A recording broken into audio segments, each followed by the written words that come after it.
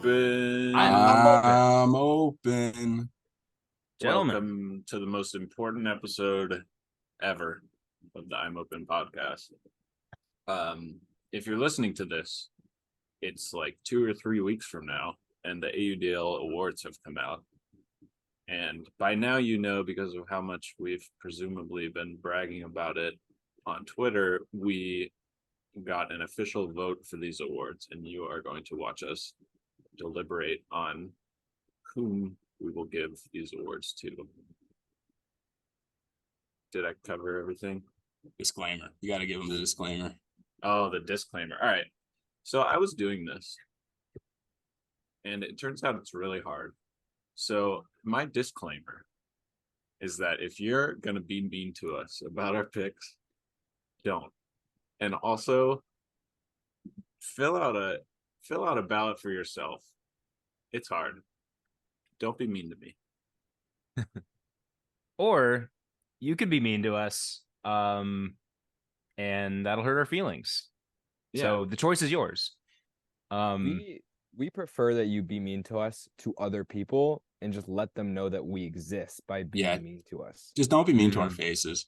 Yeah. When you're Do it mean behind our backs. Be a friend. Well, I would also offer, maybe if you're going to be mean to us, comment all your mean things on all of our stuff, because that helps us in terms of the algorithm, right? Yeah, but if you want to be mean to us, then you won't do that. Or be nice to us and also comment. We like it both ways. Sure. Yeah. The one other thing I'll say is that I think this is pretty hilarious because this is what we set out to do. This is why we made the podcast. We were like, how do we get Everest to win Rookie of the Year? Well, maybe if we pose as media people, they'll give us votes. But we didn't really know how the voting system worked, and it's a year late, but here we are. That's pretty crazy. We did it. We're here. It's a little convenient they waited until Everest wasn't a rookie anymore, but I still appreciate it. Real convenient. Yeah. Oh well. We're getting him on third team all AUDL next year. You can absolutely right now. All right. What's after sophomore? Junior of the year? He's gonna win junior of the year? Junior of the year. He's absolutely a lock. All right. At this trajectory, he has to. Let's do it. For rookies, I was very high on rookies who had a lot of playing time, especially like compared to the rest of their team. So, players who were good enough to get a lot of reps and be a main part of either the team's offense or the team's defense. I was also very high on if they were efficient, whether that be like with their throwing percentage or with their, offensive or defensive efficiency, or offensive and defensive opportunity efficiency, a stat that I came up with where it is for every time you have the disc or time you don't have the disc, not just for the entire possession. So like you start on offense, you turn it over, then they turn it over, and then you score, your hold percentage would be 100, but your opportunity percentage would be 50 because you scored once on offense and you didn't score once. So I looked a lot at that and about, what percentage of the time you had the disc were you scoring or were you getting a stop? And then obviously, I'm very high on you if you lead the league in blocks. Yeah, makes sense. No, I think my approach for rookies was similar. It's just like when it comes to rookies, who's like teams trusting them enough to because like for a lot of the people or a lot of the awards, you have to look at efficiency, but for rookies, it's like if they're getting opportunities, that means they're good. So anyway, we have a bunch of nominees here. Ryan, Andrew, if you want to spout out your methodology as well, you can go for it. I'll just point out that Ben Priest had to be crossed out because he's not a rookie. Rip. Yeah. I don't have many thoughts. I put less preparation into you guys. I thought I would just kind of see the names and they would be kind of part of the process. But I like Lucas Ambrose a lot. I'll tell you that. Yeah. Let's I don't think any of us are gonna oppose Ambrose on the first team all rookie. Let's just put him in there. Easy. It's awesome. Congratulations, Lucas. Yeah. Huge season.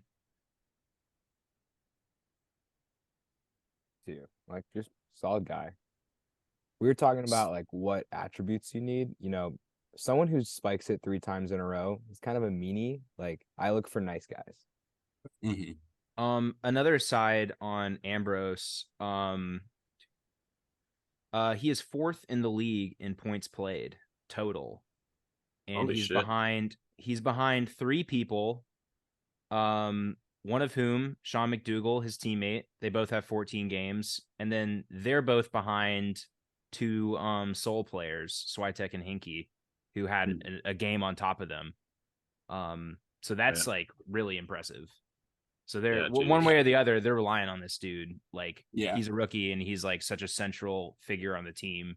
So when we're thinking about, I mean, so our ranking there, that matters, right? That's basically us endorsing who we think is like rookie of the year, basically. Well, let's not get ahead of not ourselves. necessarily, Yeah, but let's just say I think when it comes to the teams, it's like 1 through 7 is the same vote. Yeah, So, I don't think are we sure? That's how I'm doing this. I think I'm it doing matters this just the top 7, not ranking 1 through 7, because I want to rank that when we get to rookie of the year. Yeah, I think we should. It's like I think we a first team vote and a second team vote. Yeah. Okay. I think it only matters if we disagree on things. Then we can average those out and see if they deserve either or. I will say that Ambrose was 8th if we're looking only at the regular season in points played. So incredibly impressive. Still incredibly. Good. Yeah, nobody else ahead of him was a rookie. Nobody very close behind him was a rookie either. There you go. All right. Second lock would have to be Walker Frankenberg, right? Yeah, for sure. Everyone agrees with that. Huge season for the Spiders. Friend of Kyle. Yeah. Led the team plus. Led the team in scoring. As a freshman, as a rookie. A friend of Kyle is a friend of me.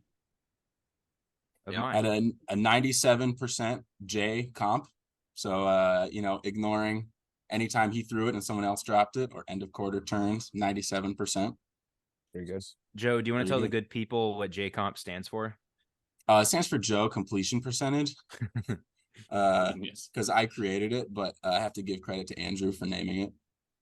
Well, all right. I did a lot of the heavy lifting on that. My parents for naming me, but Andrew for naming it. Yeah, you didn't do anything, Joe. Basically. All right, let me read off my remaining 5 first teamers, and then I know Ryan, you have a list, and Joe, you have a list, so you can compare. I have William Wettengale of the Alley Cats. I have Simon Carapella of the Glory. I have Liam Haberfield from Atlanta. And then I have Max Gibson from San Diego and McKay Jorgensen from Salt Lake. Got to get a Jorgensen in there. I only had one switch, and I'll be honest, I kind of forgot about Liam Haberfield. And I think my Colorado roots, put me onto the Saeed train just because I've been watching Saeed just own the skies all year.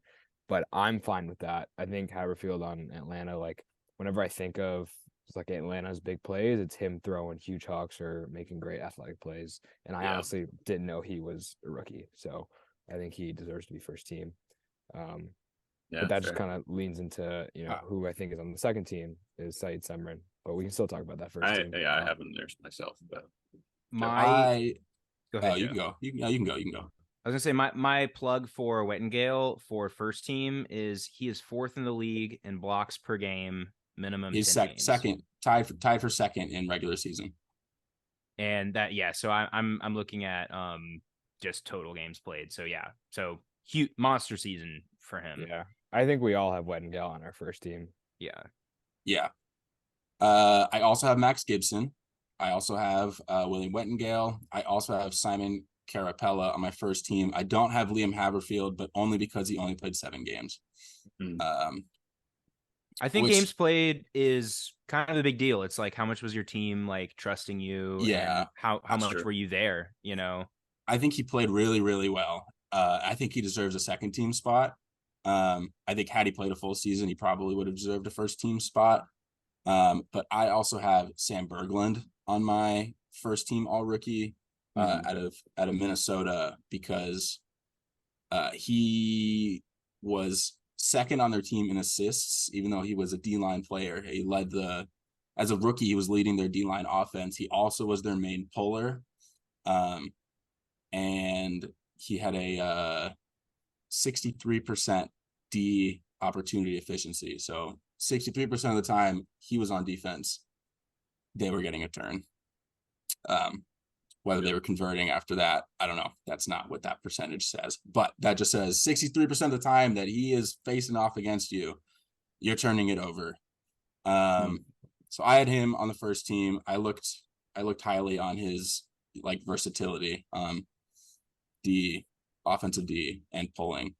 And then I also had Calvin Trissolini from Phoenix, or playing for on the Phoenix of Philadelphia on my first team. But I'm very open to these last two in like the top of second team being a conversation. I felt good about those five. I felt good about Berglund too, but I know he did have a lot of turnovers too. So yeah, that was what kept him off my first team. And then I'm kind of curious. I want to look at which games Haberfield missed, because my thinking is, if I don't know if this search function works like this, you have to go to stats. Never mind, stats. I think you have to go to the player. Yeah.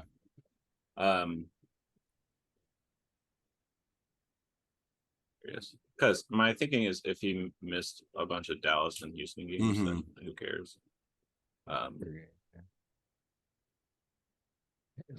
Looks like that's exactly what he did. That's exactly what he did. He played all the important games, and oh man, and he played a lot of points in those games too, especially in the end.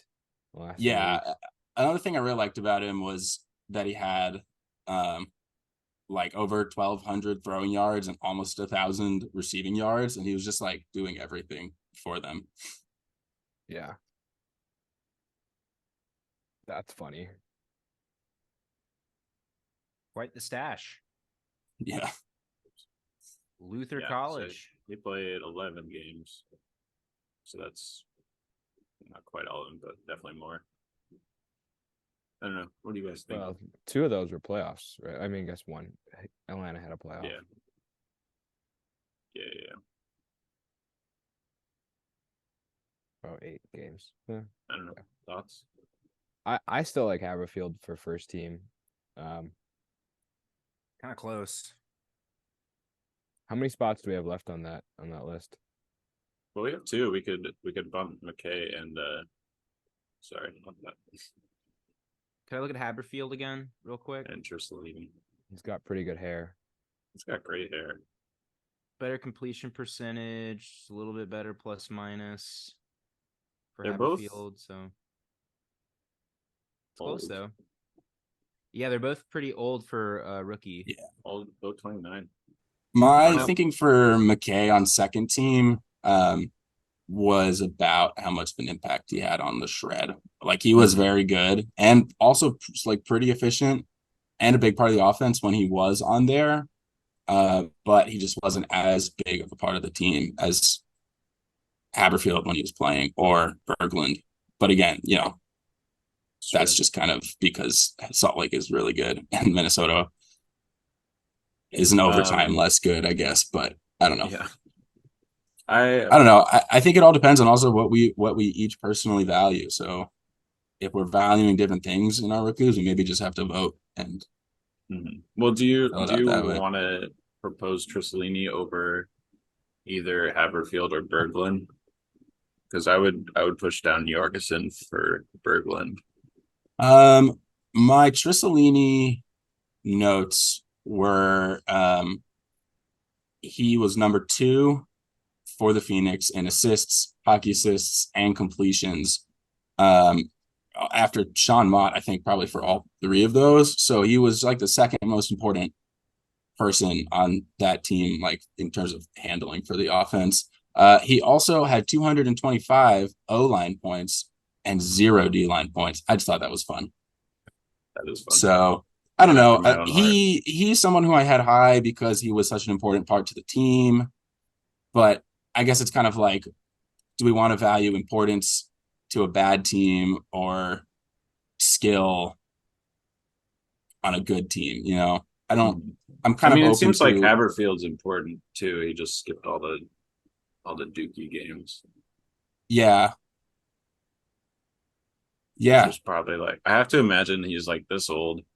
So they were probably have been begging him to play Hustle for a while. And then he was like, okay, but I'm not going to play those Texas games. Yeah. Well, I think Andrew, what do you think? I think that's fair. What do you think about Haberfield? I mean, just like looking at the stat page, it looked pretty solid. I mean, that's kind of the best we can do. You know, I wasn't watching every Hustle game being like, what's Haberfield looking like, you know, but I mean, those stats tell me that he's like pretty productive for them. You know, is it I don't know. Yeah, just kind of that last spot. I mean,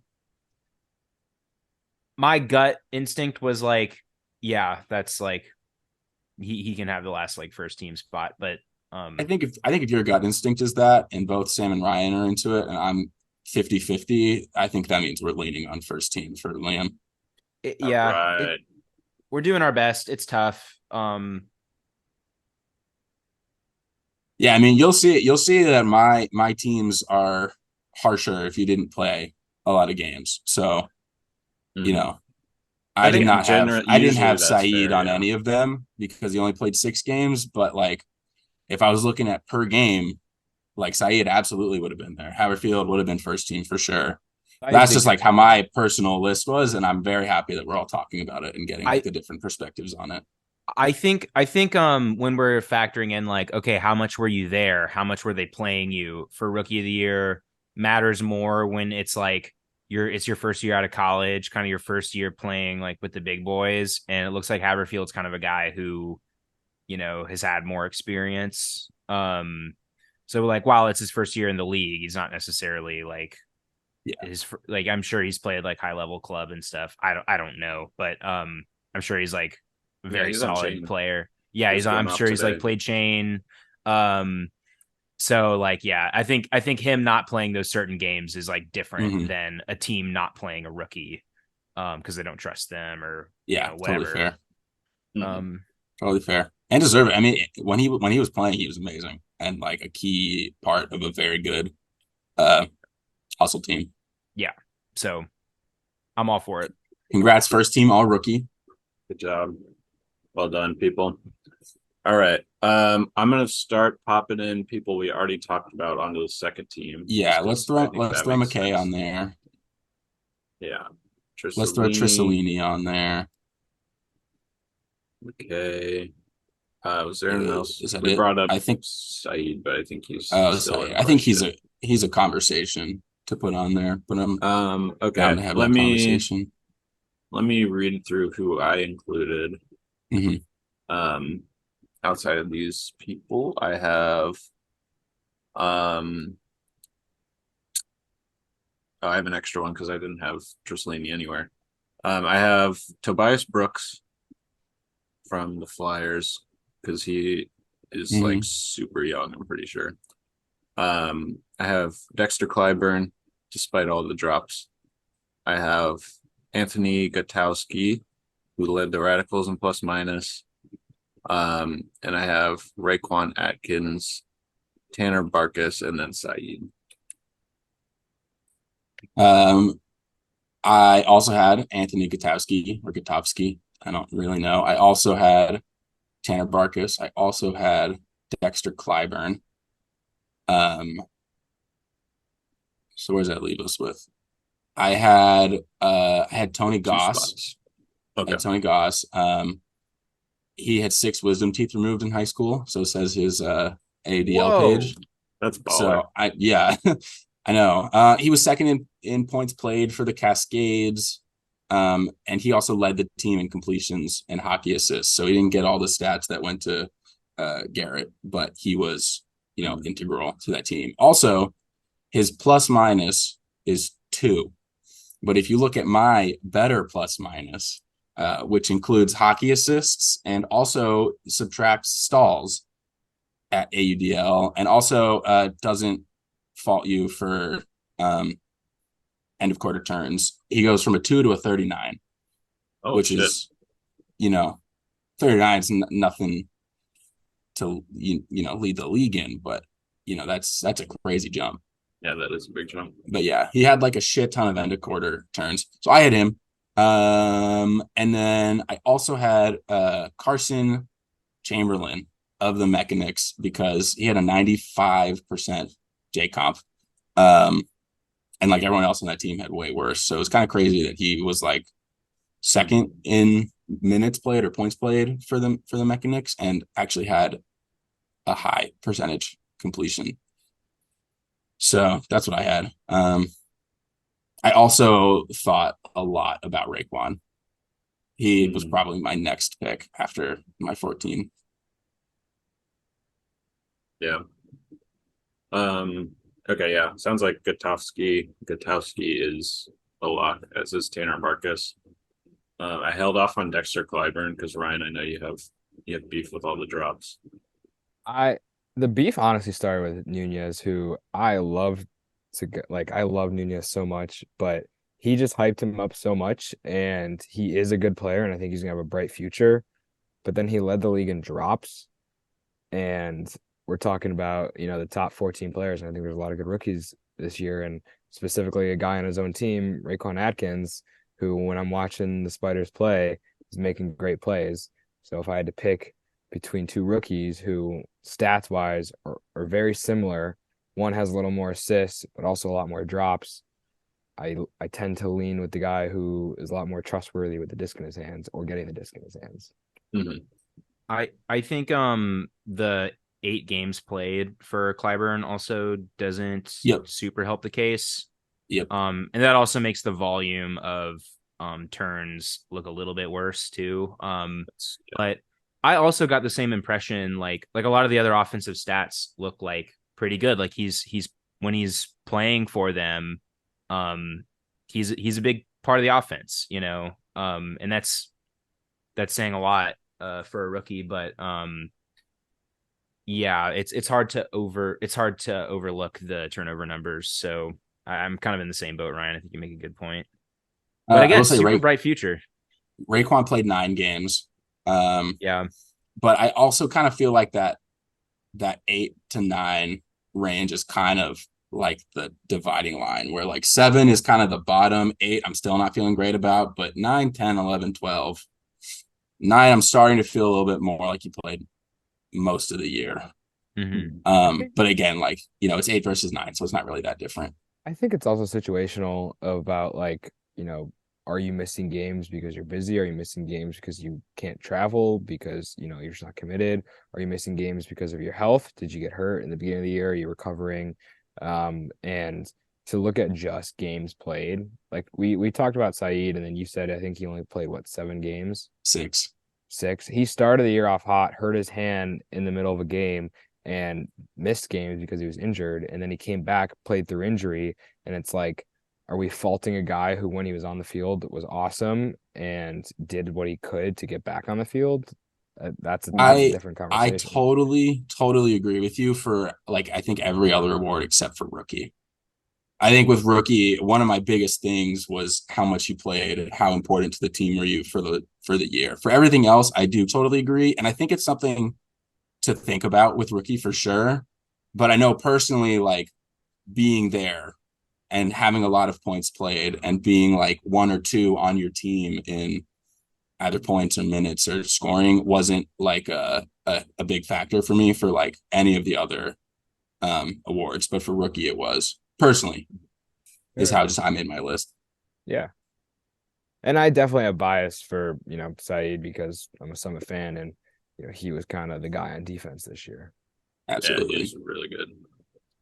Sam, you had Saeed in yours also? I did, yeah. Okay. Okay, so we have 2 votes for Dexter and 2 votes against Dexter. And I think 3 for Raekwon, unless did anyone not vote for Raekwon?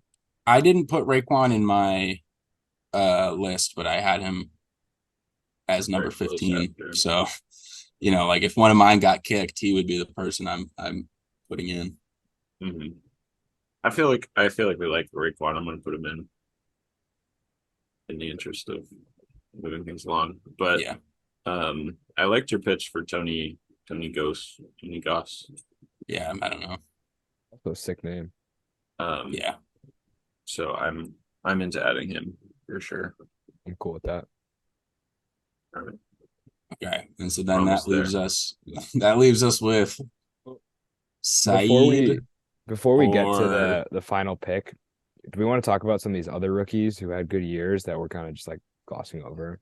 I know, Joe, you did some extensive, prep on this. Like, is there any guys that you're like, wow, like we didn't really say his name a lot, but he killed it?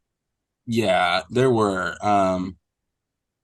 I have a also receiving votes section. I wanted to shout out Mark Baldoff for the Havoc. I know a lot of their team was young, but he played a shit ton. He played 225 points, 12 goals, 14 assists, 13 hockey assists, and like on a pretty bad team had a 94.5 J comp. So he was a big part of that team. I also wanted to give a shout out to some of the Montreal rookies because a lot of them didn't get a ton of playing time, but a lot of them, when they did, like really stepped up. Like Philippe Lebordet, maybe, That was great. and Dylan Lacombe Burgoyne. I don't know how that's pronounced. I'm sorry, but I wanted to shout you out. Also Tyler Wynn, he's also Summit, right? Yeah, I wanted to give him a shout out too. I was really impressed with him. And I guess Carson Chamberlain, who's not going to make our list, but I had you in mind. You had a really good year, but so did a lot of people. Yeah, no, shout out Ty from the Summit. He had a great year, and I think he was one of the better rookies this year. I didn't have him on my first team or second team, specifically just, stats wise, he kind of wasn't really up there. But like watching the games, like as a fan, like his presence was there. He had so many layout bids this year. He probably like led the team in layout Ds. And he just killed it as a rookie. Yeah, really impressive. And honestly, everyone who we put on this nominee list was put there because we were impressed by something that you did or some stats you had or just the impact that you made to your team. So anyone, William St. Pierre too, he had some nice games this year. Yeah. That okay, aside, we got one spot to give. Is it between Dexter and Saeed? It seems like it. Andy, what do you think? Oh man, this shouldn't come down to me. I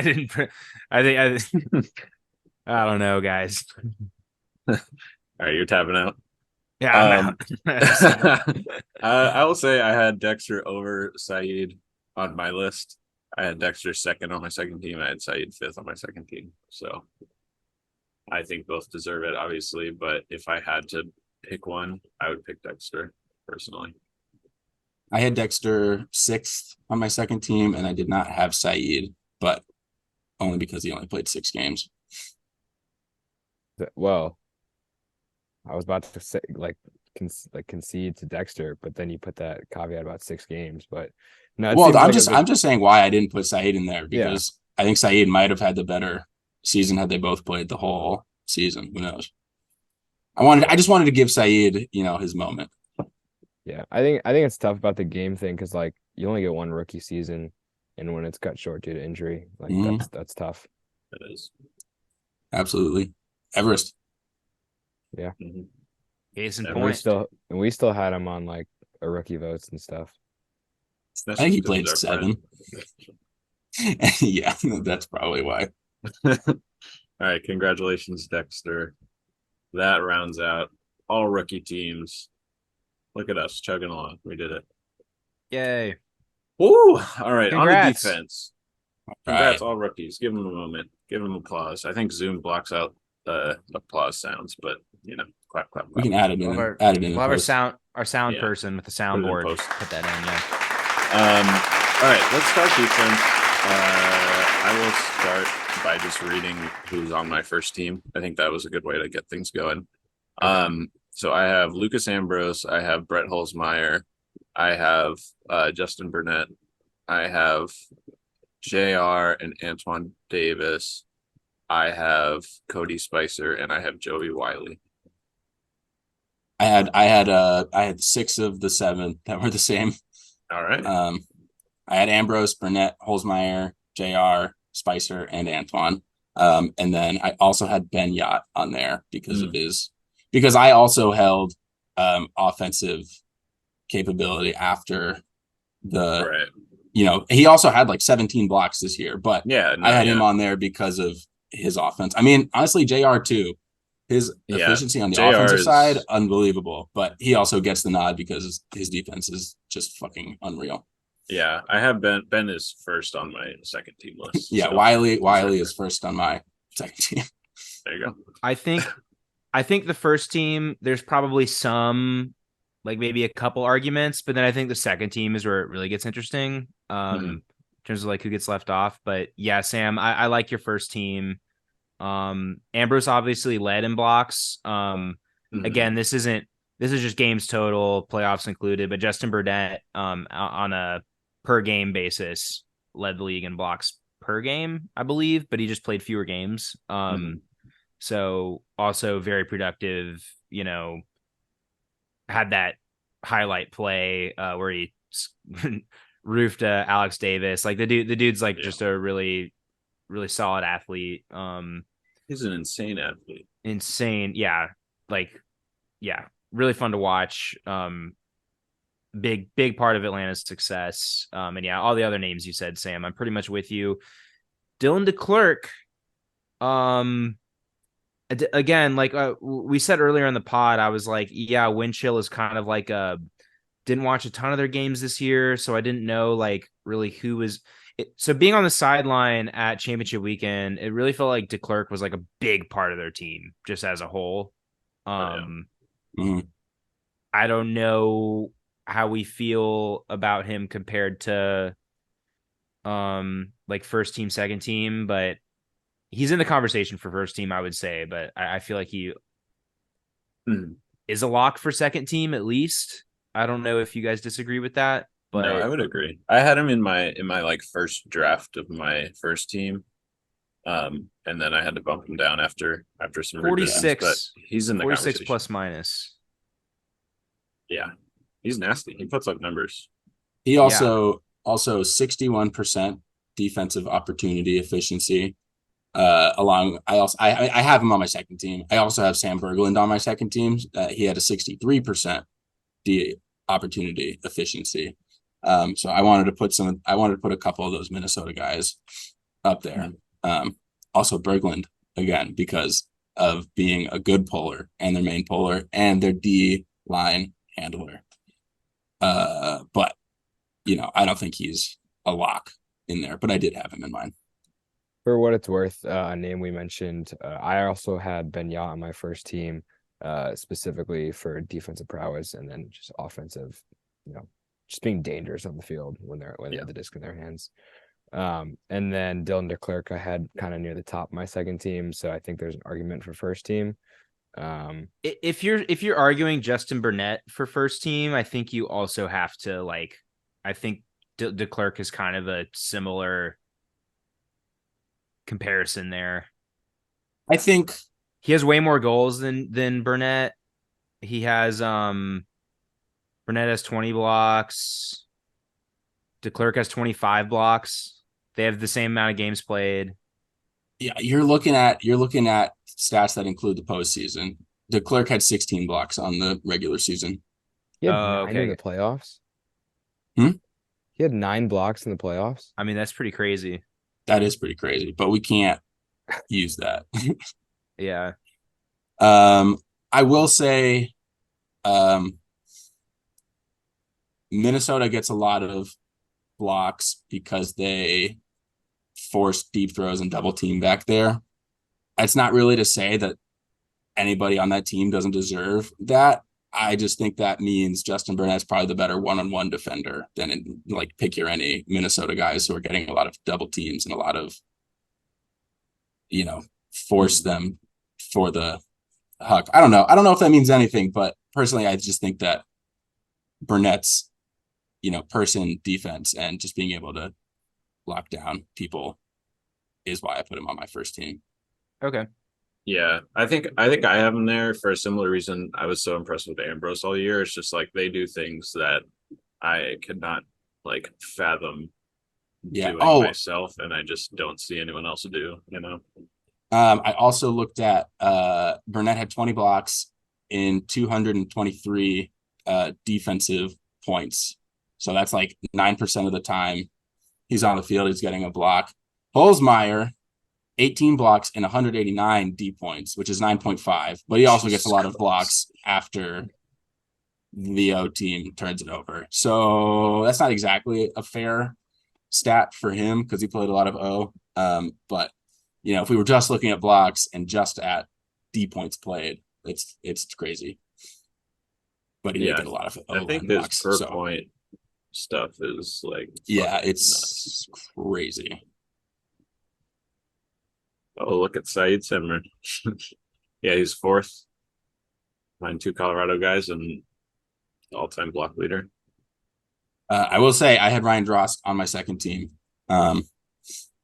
because he played great. He had a lot of blocks. He also had a 61% efficiency. So he was just so incredibly efficient, and he had a better D opportunity efficiency than anybody else on the Empire, except for Jeff Holm, who just played fewer points than him. Does anyone object to Cody Spicer, or should I just pop him on there? Cody had a really solid season by the numbers and just by the eye test. To Cody Spicer because I want to make sure I'm correct here, but I think he kind of transitioned to a lot more of an I would say last year it was like 90% D line, 10% O line, and this year to me it felt more like 70-30, 60-40. Yeah, he did play a bunch more. So Cody has 43 offensive points played, 180 defensive points played. All right, so I'm wrong. So yeah, but you're right. You're right though. I think maybe we more than last year. Yeah, it was more than last year, and it was also like it was very notable. It was like, oh, he's like playing some O points. That's interesting, and that was like really noticeable. But I think just overall, he was the D line guy still.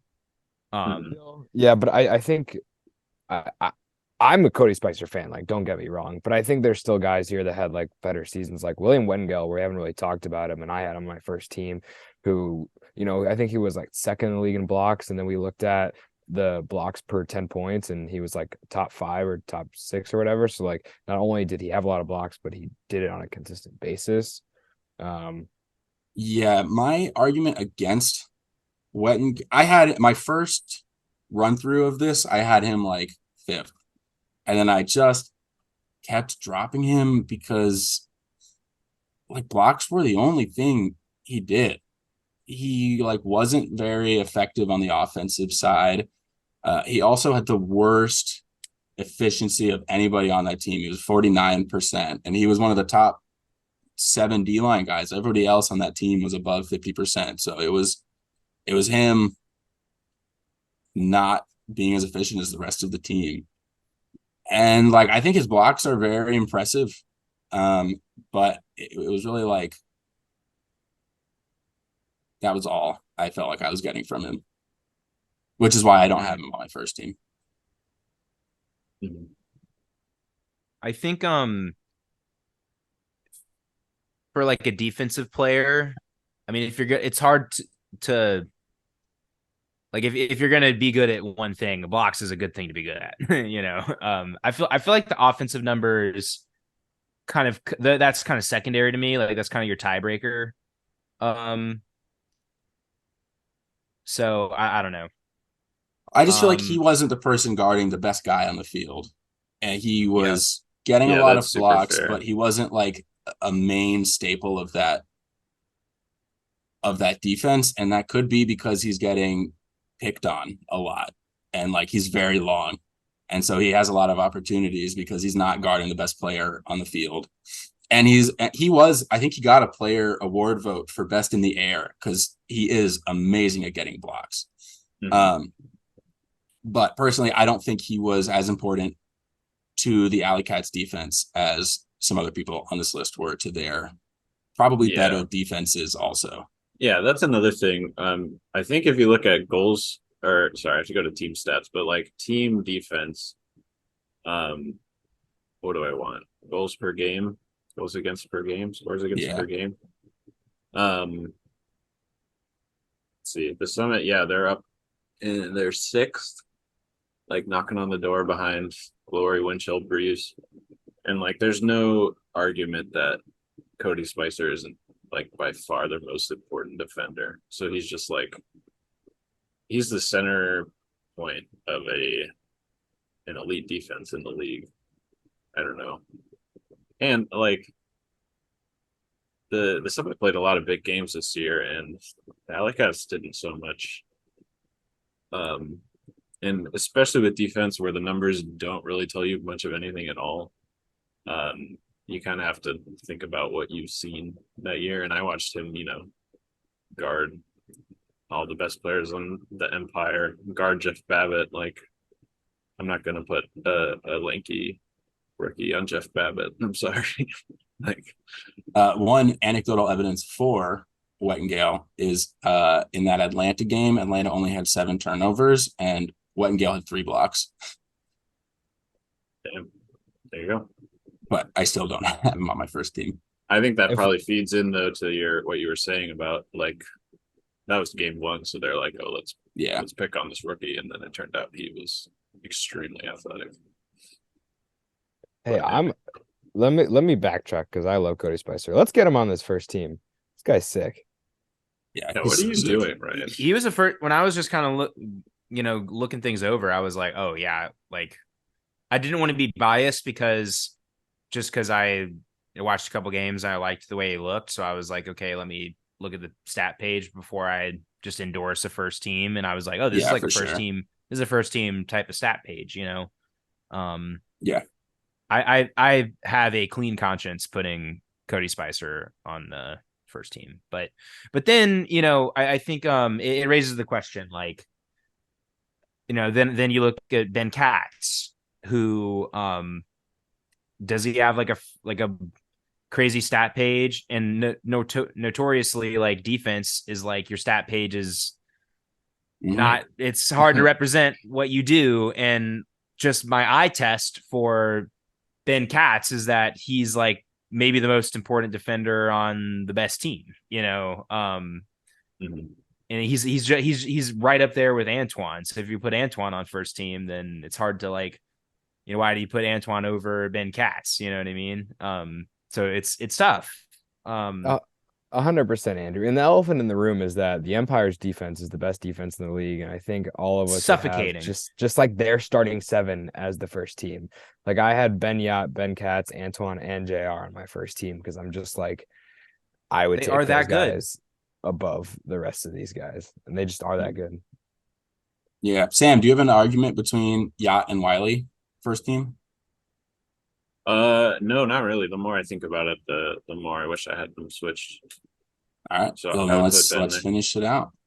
All right, that means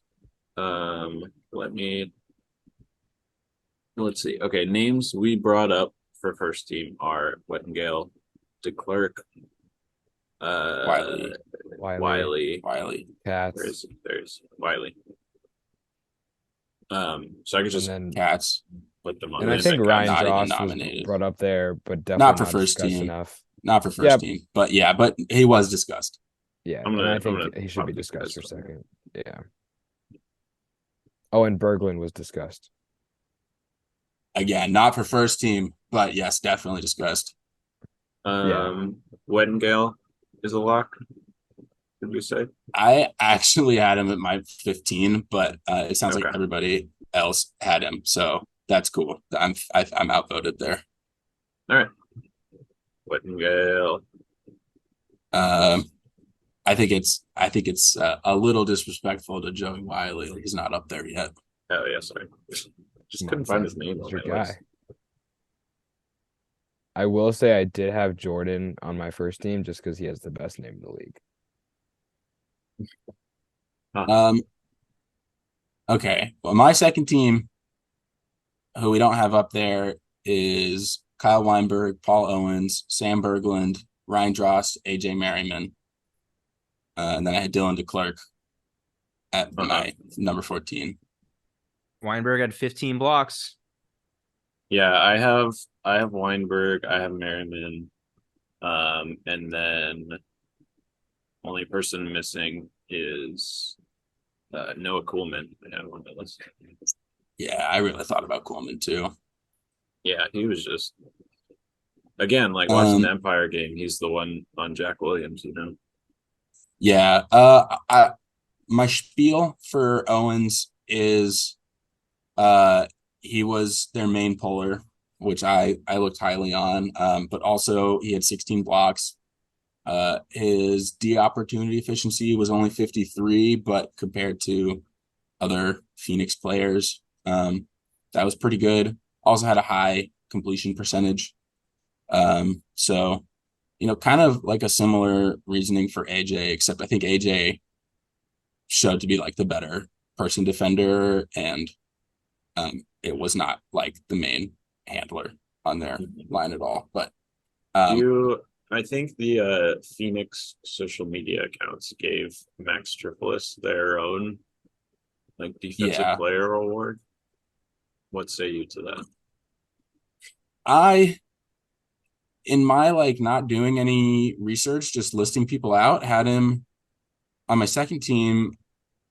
And then I looked and he just like didn't have the second half of the year that he had in the first half of the year. I feel like he was a defensive, all defense team player.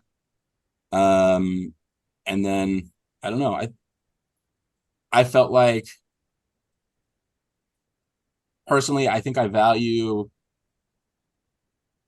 pulling and being a more important part of the offense more than, maybe Tripolis is like a little bit better at defense, but I don't think it's like to a notable point where the pulling and the O-line handling doesn't overweigh that.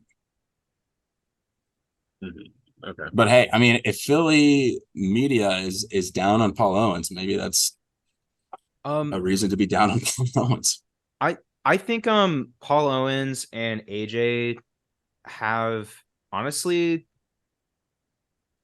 like you could compare just like you could compare their seasons. And I'm one thing that's kind of jumping out to me in favor of Paul Owens is AJ's completion percentage is like I think Paul Owens has 16 blocks and AJ has 15, but then like when the D line gets the disc, AJ's completion percentage is 86 and Paul Owens is 95, and he has a lot more completion. So he's just like, once they get a turn, he's like a lot more active and like a part of their break opportunities, which I think is really big. And it just seems like AJ's a lot more quiet, or that you get subbed off or whatever. So, when you're, I think in the head to head, that kind of thing matters.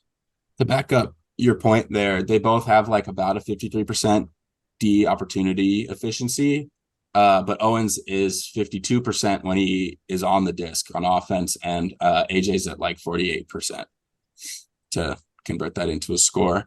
I will say Merriman is a very important part to a much better defense, which is something I think could be. I don't know. I definitely think Kyle Weinberg deserves to be on the second team. I feel very strongly about that. Yeah, I think we all mentioned him. Yeah, he had a great season. I'm with that. I mean, all right. And then are we opposed to both Merriman and Owens? Is there anyone else that we would prefer to get in there over one of them? Yeah, I mean, between Weinberg and Owens and Merriman, it's like honestly pretty close. Like, I also had Berglund and Drost on mine because I didn't have Ben Katz, but I don't know if there's a good argument for Drost over Katz or Katz over Drost. So this is why I said it gets really interesting. The second team, it's like it's just kind of like pick your poison, you know. I know. all AUDL third team is like crazy. Yeah. Anyway. I will say Berglund's D efficiency was 63%, which I was very impressed by. It was better than Dylan DeClerc's, but Dylan DeClerc did get more blocks. But Sam Borglund was their main puller and did get votes for best puller in the Central in the Players' Choice Awards. Pretty good. Yeah, I was gonna say it's hard to figure out like if their polls are that much better than Yeah, replacement level or whatever. But that's pretty telling. Huh. This is really hard. I don't think there's a wrong choice. Yeah. I will say that because we're at a point where like we're very loosely relying on the eye test, which is very unreliable. And then we're also just kind of splitting hairs with stats that are almost equally unreliable. It's just really, really hard to quantify, especially these defensive players' respective seasons. So, it's a tough call. Coleman was pretty good offensively too. We can't leave any stone unturned, but like, yeah. Coleman 57% on offense, 55 on defense, so pretty good numbers. Yeah. I don't know. I think I'm not sold on Katz, but I think we should give Katz or Drost a nod here. So I'm not going to vote for. I know. I'm just saying I'm not sold on him. We put him up there, but I'm not sold. But I think we should give Katz or Drost a nod. So for my last two votes, I'm not going to vote for Drost. But I think I would give it to Merriman and Berglund. For me personally, I think I would give it to Coleman over Merriman. I have Coleman pretty high up there. I don't know, Ryan. What do you think? I like Merriman and Berglund. We were kind of looking at the top defensive teams, and Breeze is pretty up there, and Merriman's kind of like a big part. That's why I also on my list I have Fall on there, but I don't think we have enough room to talk about another guy. So if we like kind of pick someone on DC, I'm going Merriman. Yeah, Fall amazing. I thought about him too, but I thought he was too much the offensive side of that defensive team. But amazing. I also thought about him heavy. I like Merriman. I think Merriman gets a tough shake because he had a monster 2021 and he just hasn't been able to like replicate that. And so in a way, we're always comparing him against like the absolute best version of himself. And then this year, I'm like, I almost don't want to give him the nod because I'm like, well, seems like he's declined, but like he had a very solid season. So yeah, he had 15 blocks. I think somebody from DC needs to be up there because they were the third best team in terms of scores against. And I think being a part of that is important. Yeah, they were doing something right. All right, fair enough. And then Berglund or Owens, or are we on the Berglund train now? Berglund, Owens, or Coleman. I don't know if I'm on the Berglund train. I would say I'm heavily on the Coleman train. I think I thought a lot about not just defensive things, and like just because he's a great puller and a great offensive player and a solid defensive player. Mm-hmm. I don't know if that necessarily means he deserves it. I'm very high on him. I will say he would have made my first two teams, but I'm hearing your arguments and I don't know if we should necessarily reward. Like, I think Coleman is the better defender. Yeah, that's what I'm thinking. For me, like my picks were like mostly about who have I seen like take a really good matchup and do really well on it. Yeah, I think I'm okay with Coleman. We didn't really talk about Quickenboner that much, but he had a shit ton of blocks this year. Yeah, 17 blocks. He also 51% D efficiency and like was way higher than anybody else on the Growlers for like he was sharing lines with. So like when he specifically was on the field, the Growlers defense was much better. Yeah, also Jace Brunner. We didn't talk about Johnny Hoffman. We didn't talk about. These are all players who like I thought about. Eric Whitmer. We didn't talk about. Max yeah. Trifolis had a 38 plus minus. That's pretty good. Yeah. No, I think there's honestly arguments about all these people, and It's pick your poison. It's pick your yeah, poison. it comes down to like what do we value the most, and I think you've made a really good argument for Coolman. That's where I plant my flag in Noah Coolman. All right, Sam, you feel strongly and you've thought about it more than me, so I believe in you. We finished another list. Let's get a round of applause for our all defense teams. Record time. We are definitely not going over time in this podcast. Berglund made all rookie team, right? Yeah. Yeah, first two. Good. All right. Oh boy.